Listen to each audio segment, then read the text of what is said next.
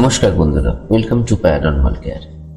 আপনারা যা শুনছেন আজকে স্পিরিচুয়াল অডিও পডকাস্ট সানডে স্পেশালে, যা বলা যায় না অডিও পডকাস্টে, আশা করি এই অনুভূতিটা যেটা গল্পের আকারে আমি আপনাদের সঙ্গে শেয়ার করছি সেটা অনেককে কানেক্ট করবে। কারণ আমরা জীবনে বিভিন্ন রকম ঝামেলা, অশান্তি, প্রতিক্রিয়াতে জর্জরিত, মান, অপমান, সম্মান সমস্ত কিছুতে।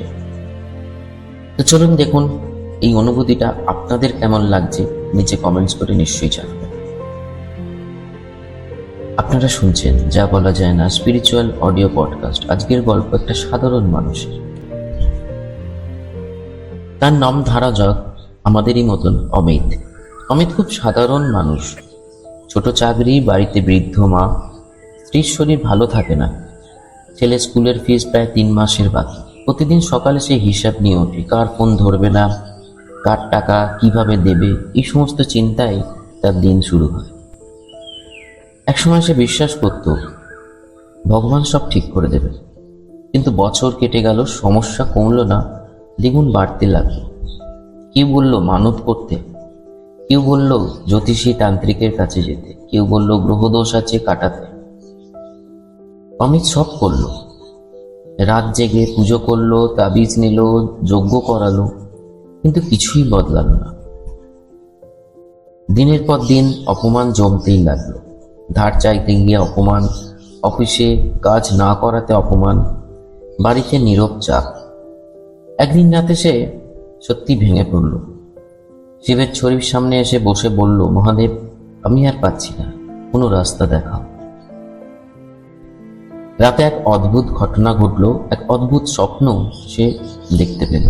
সে ঘুমিয়ে পড়েছিল, হঠাৎ দেখল একটা শ্মশানের মতো জায়গায় দাঁড়িয়ে, চারিদিকে আগুনের আলো, তার সামনে একজন বসে আছে, একজন সাধারণ বৃদ্ধ, চোখে এক অদ্ভুত শান্তি। বৃদ্ধ বললেন, তুমি এত পালাচ্ছ কেন? অমিত অবাক, আমি তো মুক্তি চাই। বৃদ্ধ হেসে বললেন, তুমি মুক্তি নয়, ফলাফল চাইছো। তারপর বৃদ্ধ বললেন, পূর্বজন্মে তুমি শক্তিশালী ছিলে, কিন্তু অহংকারে অনেকের ক্ষতি করেছো। আজকের জীবনে তুমি অপমান শিখছ। অপমান কাকে বলে? অমিত কাঁদতে লাগলো। তাহলে কি আমার এই জীবনে কোনো শান্তি নেই? বৃদ্ধ বললেন, না, এটা শান্তি নয়, এটা সংশোধন। কষ্ট শেষ করার উপায় আছে? অমিত জিজ্ঞেস করল। বৃদ্ধ বললেন, পরিস্থিতি বদলাতে চাইলে কষ্ট আরো বাড়বে। পরিস্থিতিকে গ্রহণ করলে শিব তোমার ভেতরে জেগে উঠবে। শিব সমস্যার সমাধান করেন না, শিব মানুষকে সমস্যার উপর তুলে দেন। বন্ধুরা, একটা স্পিরিচুয়াল টিপস আমি আপনাদের সঙ্গে শেয়ার করি। এটা হচ্ছে, প্রতিদিন সকালে 5 থেকে 7 মিনিট চোখ বন্ধ করে বসুন। যখন আর 5টা মানুষ ঘুমোচ্ছে, প্রকৃতি আস্তে আস্তে জাগছে, সেই অবস্থাতে 5 থেকে 7 মিনিট একটু চোখ বন্ধ করে চুপচাপ বসুন। কোনো কিছু থামানোর চেষ্টা করবেন না। নিঃশ্বাসের ওপর ফোকাস করুন। মনে মনে বলুন, আজকের দিনটা যা আমি পাবো তা আমি গ্রহণ করব। অ্যাকসেপ্টেন্স হলো শিব মেডিটেশনের প্রথম ধাপ। চলুন আমরা ফিরে যাই আবার সেই গল্পে, যা আমাদের সঙ্গে নিত্য নৈমিত্য ঘটে চলেছে। অমিত দেখল বৃদ্ধ ধীরে ধীরে এক আলোর রশ্মিতে মিশে যাচ্ছে। তিনি শেষ কথা বললেন, ভৈরব তোমাকে ভাঙছে, শিব তোমাকে তৈরি করছে। হঠাৎ ঘুম ভেঙে যায়।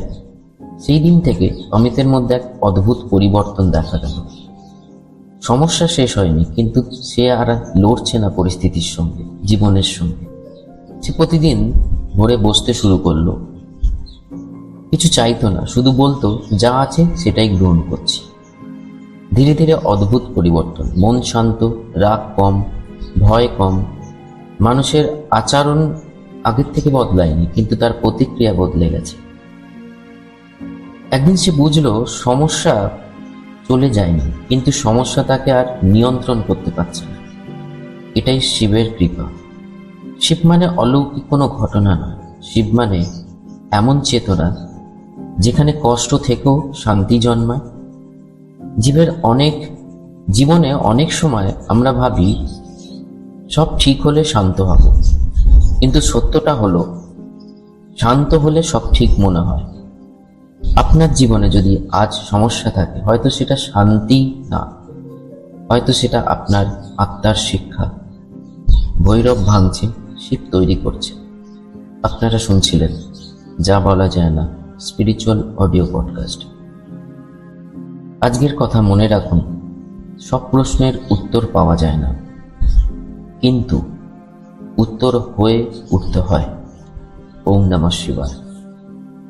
আশা করি আপনারা এই অনুভূতি বা এই গল্প থেকে অনেক কিছু নিজের সঙ্গে কানেক্ট করতে পারবেন, যা আমাদের আজকের দিনের জীবনের পরিস্থিতি, কারোর অর্থনৈতিক সমস্যা, কারোর ফিস বাকি স্কুলে, কারোর রোগ হয়েছে কিন্তু চিকিৎসার অসুবিধে। প্রত্যেকটা জিনিস আমাদের পূর্বজন্মকে ইশারা করছে, কিছু না কিছু আমাদের কর্মের সঙ্গে রিলেটেড। ফলে এদিক ওদিক না দৌড়ে নিজের সঙ্গে নিজের পরিচয় ঠিক রাখুন, বোঝবার চেষ্টা করুন যে কেন আপনার সঙ্গে এরকম ঘটছে।